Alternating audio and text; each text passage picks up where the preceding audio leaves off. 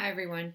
Today I'm going to be talking about cybersecurity standards and establishing a framework when it comes to cybersecurity in the Model Procurement Code. So I'll start with a brief introduction on what standards there currently are and how and what cybersecurity standards can be implemented in the MPC to affect state, local governments, and their contractors. What is cybersecurity?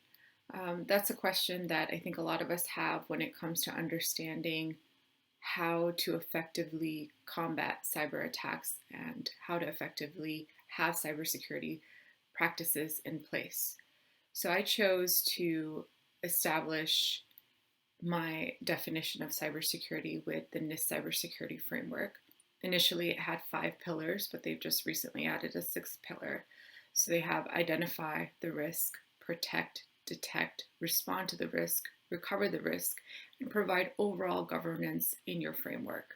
So the underlying factor here is managing risk, managing how to effectively implement policies and procedures and frameworks in place to effectively manage risk when it comes to cybersecurity.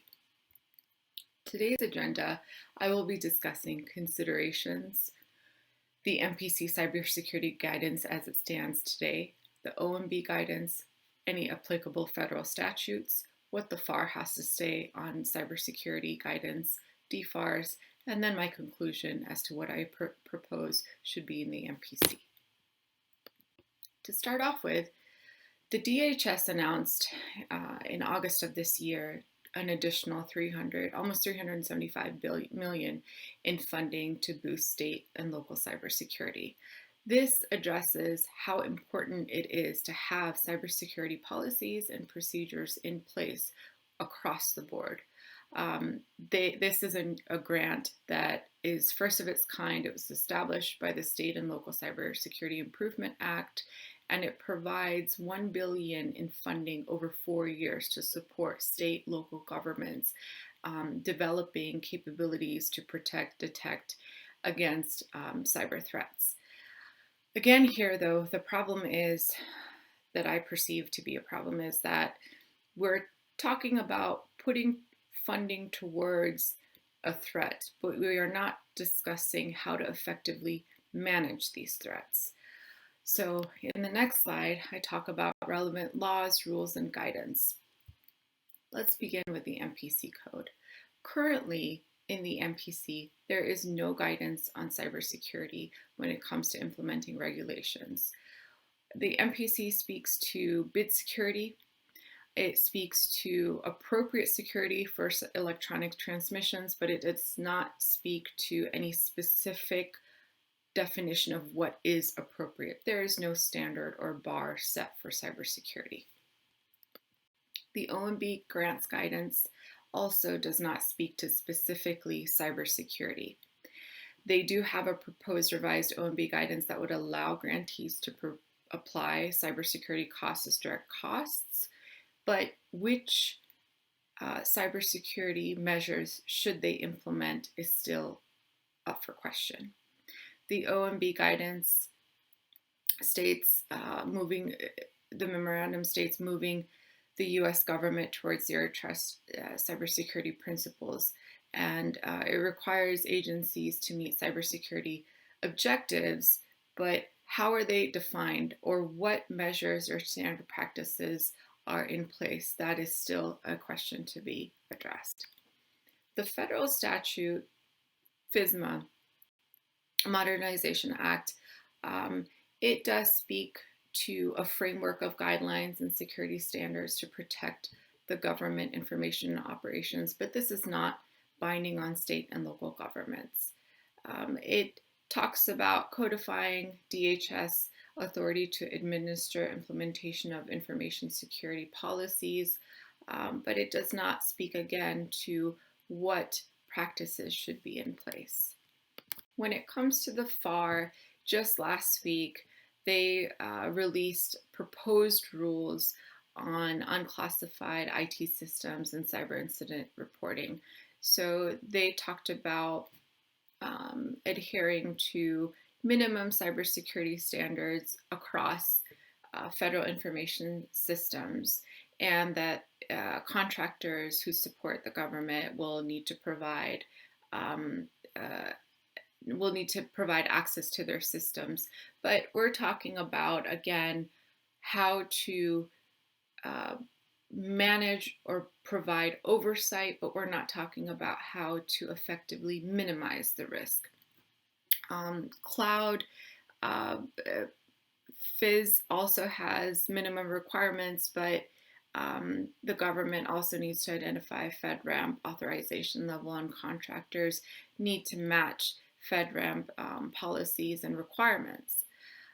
The second part of their rules, or their proposed rules, is that contractors have to be required to develop and maintain a software bill of materials and record the components of their software. They must cooperate with CISA and allow full access to their systems. And if there is any threat or incident reported, they need to provide updates every 72 hours until there is a resolution. So there is guidance, and they are coming together to provide guidance on what to do if there is a risk that's been identified, but effectively minimizing that risk is still in question. The FAR speaks to 15 basic security controls in FAR 52-204-21, but FAR Part 40 still is reserved for cybersecurity, supply chain risk management requirements. Not sure when this will be updated with pertinent information, but it is still reserved. And I have a screenshot here to show that there is still nothing in there. The DFARS does have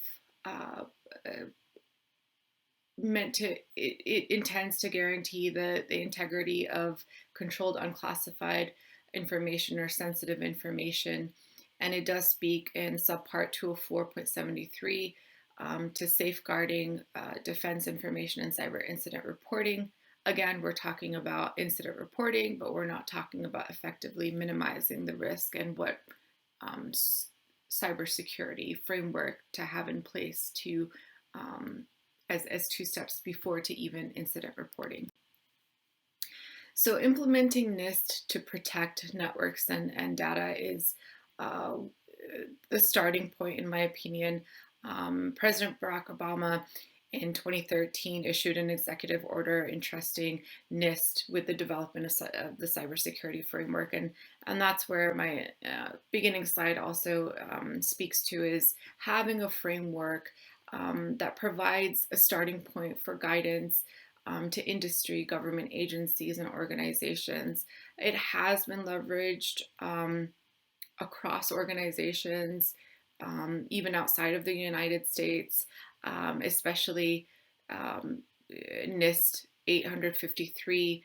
A lot of state and local governments and private organizations use it as a means of security controls. State RAMP, which is a nonprofit organization, they help provide state and local governments cloud service support to effectively meet their cybersecurity standards. NIST 853 is a great starting point, in my opinion, because there isn't anything there to begin with. It does provide a catalog of controls when it comes to managing risk and how to design and protect organizational assets, operations, their individuals, and the nation from threats and risks, which are inevitable, but at least there is something in place to identify how to minimize these risks and strategize. So in conclusion, my perspective is that since there is no current guidance on cybersecurity in the MPC, it should point to NIST standards, the basic standards, the entry point standards, 853, along with the cybersecurity framework to aid organizations in establishing effective cybersecurity measures as the starting point. This is my information if I need to be reached. And just to reiterate, these views are expressly mine. Thank you so much.